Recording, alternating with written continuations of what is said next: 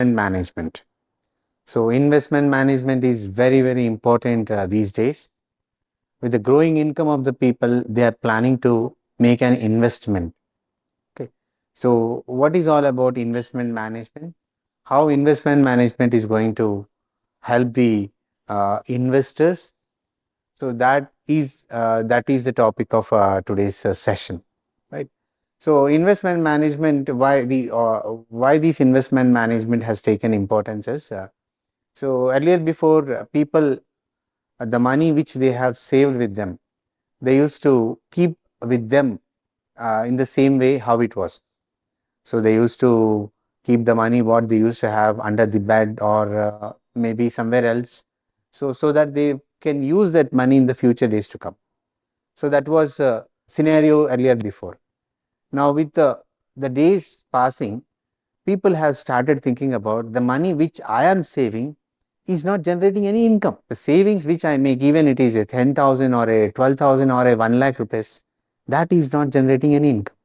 So how I can see that this money which I save can able to generate the income. So this is how the people have started thinking.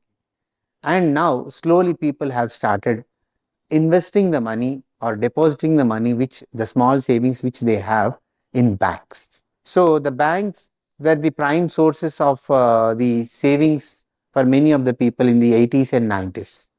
They used to save the money in banks, they used to deposit their small savings in banks, and that savings which they deposit in banks used to generate income for them. Okay. So this was the days, this was during the 90s and 80s. As the days pass, globalization, because of advent of globalization, liberalization, okay, nationalization, what has happened is avenues for investment has tremendously risen. More and more investment avenues were there to the investor. These avenues provide various returns as well as these avenues are of risk also. Now people have started choosing. So what is as per their risk assessment, as per their risk appetite, they have started thinking about investing in different various investment alternatives. Here comes the importance of investment. This is as far as the people is concerned. Now with respect to the institutions is concerned, investments are being made by the institutions also. There are various financial institutions, their prime job is to make investment and see that the investment grows over the years to come. Example to say that there are some mutual fund organizations, there are some finance investment companies are there. So their prime objective is to see that find the best investment alternative and invest the money and want to see that the investment which they have made grows over the years to come. So this is how the importance of investment management has taken a very important role over the years, over and over the years, right? So our subject is also about investment management. So when it comes to investment management, we will see the introductory part of the investment management. Investment is the meaning of investment is given like this. Investment is the sacrifice of some part, some present value for the uncertain future reward. Observe this very carefully. So investment is the sacrifice. What is the meaning of sacrifice? Sacrifice is today the money what we have, we are not consuming it. We are sacrificing that consumption by investing that money elsewhere, right? So that is the meaning of sacrifice. Sacrifice of present value. The money that we have is the present value. The money what we have, we are not consuming it. We are sacrificing by investing the money somewhere else. So for what? For uncertain future reward. What is this uncertain? The future is uncertain, unpredictable, unknown. So the money that we have sacrificed today, we are going to invest so that in the future it gives return. But that return is uncertain. We do not know how much it will be. For example, if you invest in shares, what happens? There is a definite certainty will not be there that the shares will give you 15% rate of return. No definite, no certainty is there. So that's the reason uncertain. But there are certain investment avenues are there where there will be an assured rate of return. For example, if you make a 5-year bank fixed deposits, banks assure you that I will pay you 5% rate of return, 6% rate of return. So those returns are risk free. Okay, those returns are risk free. there is a direct relationship between risk and reward. Okay. As you take more risk, naturally your return will also be high. As you take less risk, your return will also be less. In this case, the meaning means, in this case, the deposits with the bank, definitely there will not be uncertainty, there will be certainty. Certainty of return may be 5% or 6%, whatever it may be. It is based on the time deposits, so how long you deposit your money with the bank, right? So the higher period of your deposits, naturally the higher will be the returns, maybe 6% or maybe 6.75% or whatever it may be. So as far as the investment in shares is concerned, there is no certainty, no guaranteed return is there. That's the reason we say it is called as uncertain future return, future reward. So in short, I can tell you that the sacrifice that you made by not consuming your money and by depositing your money maybe in bank or in shares, investing in shares, so it will give you the future reward. In some cases it may be certain, in some cases it may be uncertain, right? So that is the difference. I give a small example. I am a salaried employee. I draw a salary of some 50,000 every month. The salary which I draw, 30% I consume that salary for my basic needs, and 20,000, that is 30,000 I consume for my essentials and daily needs, and 20,000 I plan for my future needs. Okay. So because after my retirement, I will not be any more working employee. Now I need to plan for my future. Retirement plan is nowadays, this is gaining more importance. So when it comes to retirement, now I have to plan. So these 20,000 extra savings which I have, I need to make some investment.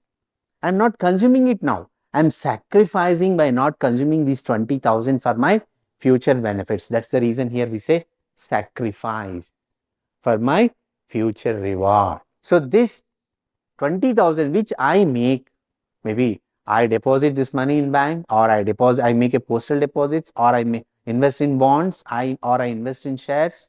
So this we call it as investment. When you properly manage this investment, naturally my future returns is going to grow.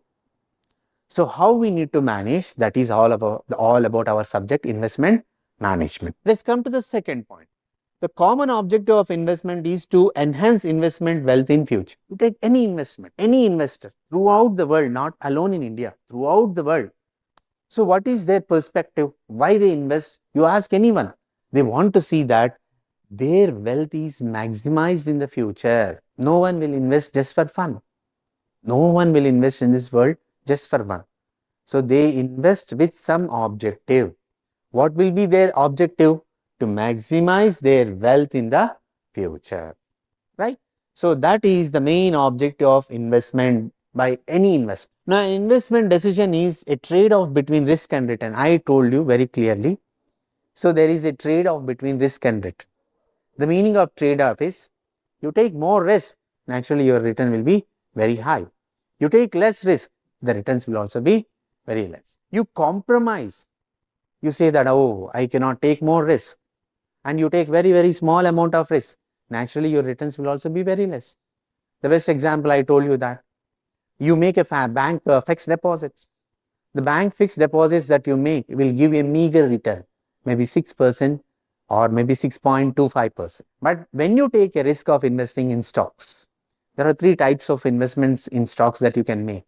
So you can invest in large cap, mid cap, small cap. So the investment in large cap is comparatively less riskier when compared with investment in small caps. A higher amount of volatility will be there when you make an investment in small caps. So what I am telling here is, when you take more risk, here the risk is investing in small caps. As you take more risk of investing in small caps, naturally you can expect higher amount of return. You go and see, just browse and see which shares are highly volatile. You will be knowing that small cap stocks are more volatile when compared with large cap stocks or mid cap stocks. Higher amount of volatility, naturally it will give higher amount of return. That is how it is given that there is a trade-off between risk and return, right? Once again, the higher amount of risk you take, naturally the higher amount of reward that you are going to get in the form of return on your investment. This is all about the third point. And when you see, all investment choices are made in accordance with the personal investment ends in contemplation of an uncertain future. What is this point talks about? See here, I'm a salaried employee. My income is fixed, 50,000, 60,000 every month. Now, when it comes to my risk-taking ability, I have a smaller amount of risk-taking ability. My risk appetite is lesser when compared to the people who have higher amount of income. The people who get more amount of income naturally, or the people have various sources of income, their risk appetite will be higher. They can take more amount of risk. This is one example. In the other case, the people, even if they get meager amount of return also in the form of salary, their risk taking ability will be higher. This is by nature. Some people will be less risk takers, some people will be more risk takers. Naturally, they expect as they invest the money in higher risk, higher investment alternatives, naturally their expectation of returns will be higher. So, that is the meaning of contemplation of uncertain future. So, here the ability of the people who take risk, naturally their expectation of returns will also change. So, the amount of risk which I take will be naturally lesser than the people who take risk, who take more risk. Now I am in my mid 40s. Now the people who are in early in their career, naturally their risk taking abilities will be comparatively higher than compared with the people who are near to their retirements. This is how you differentiate the people with different risk appetites. So now here, whatever may be the personal investment objective, naturally what is their expectations is very, very important. When they take higher return, naturally their future expected returns will be higher. When they take lower risk, naturally their future expected returns will be lower. This is in a brief about the very first slide, introductory slide. So, which talks about what is the meaning of investment. Once again, investment is all about the sacrifice that you are making by not using your wealth or maybe your savings for your uncertain future returns is called as investment. So, investment manage is gaining a lot of ground these days because the growing incomes of the people and also the people's future plans which they have. Okay. So, this is the reason why the investment management is given prime importance these days. Okay. And we also have discussed about the common objective of various investors as they make investment. We also have discussed about how these risk return trade off is there as far as investment is concerned.